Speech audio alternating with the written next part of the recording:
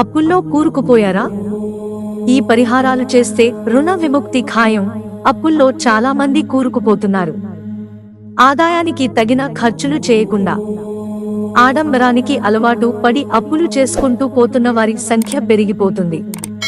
అలాంటి అప్పులు తీరాలంటే ఆదాయం కోసం చేసే కృషితో పాటు ఈ జ్యోతిష్య పరిహారాలు కూడా పాటించాలని జ్యోతిష్య నిపుణులు అంటున్నారు. జాతకంలో అష్టమ, అర్ధాష్టమ శని, ఏలినాటి శని జరుగుతున్నప్పుడు అప్పులు తీసుకోకూడదు. ఒకరి జన్మ జాతకంలో కాలపురుషుడికి 6వ అంశమైన కన్యారాశిలో గురుగ్రహం సంచరిస్తున్నప్పుడు రుణాలు తీసుకోకూడదు.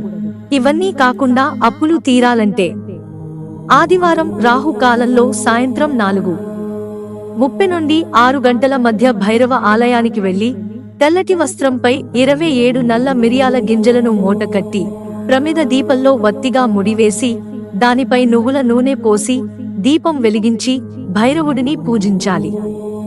దీపం వెలిగించిన తర్వాత దీపం చుట్టూ కుంకుమ పువ్వులు చల్లుకోవాలి. ఇలా 3 వారాల పాటు చేయాలి.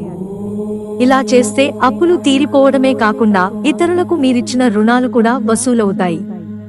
అలాగే ఇతరులకు ఇచ్చిన డబ్బు తిరిగి రావాలంటే సముద్రపు ఉప్పు, మెంతులు, నల్ల నువ్వులను ఒక్కో స్పూన్ తీసుకుని శుభ్రమైన తెల్లటి గుడ్డలో చుట్టి మీ ఇంటిలోని నైరుతి మూలలో ఉంచండి. ఇలా చేస్తే అప్పు కూడా సులభంగా తీరిపోతుంది.